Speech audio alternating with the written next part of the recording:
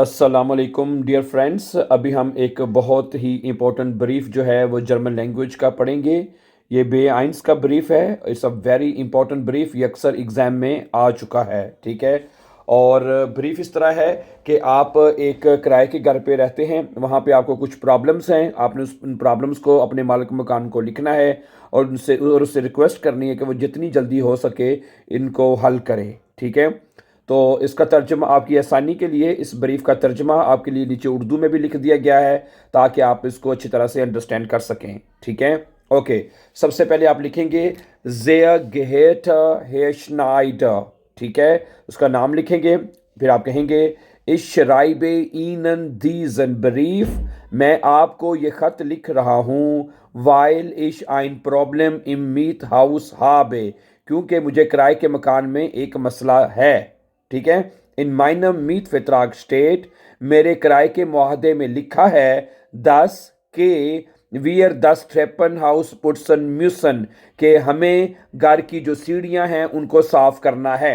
आबा खाइना फुंदेन Meitan माख्ट S, लेकिन कोई भी किराएदार ये काम नहीं करता।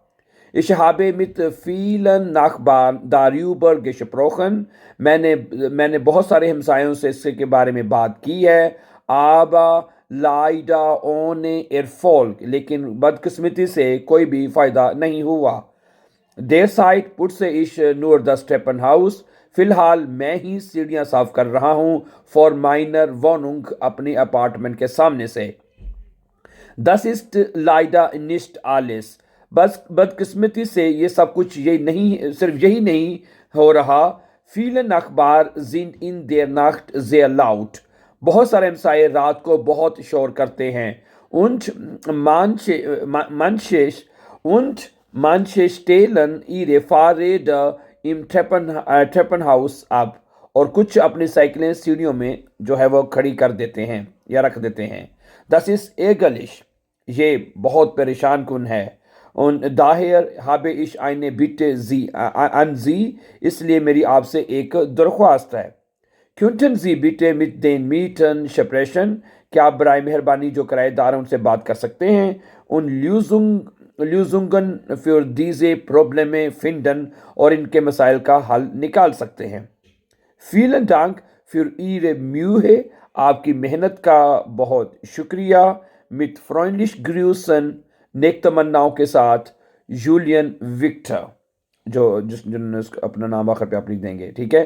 सो thank you very much for watching my dear brother and sisters. मुझे उम्मीद है कि आपको ये खत की समझ आ चुकी होगी कि अगर आपको अपने जो है मालिक मकान को कोई मसाइल हैं, कोई भी लिखने हैं, तो आप ये दिस वे ऑफ राइटिंग जो है वो आप यूज़ कर सकते हैं। Have a nice time and before going for more videos don't forget to subscribe.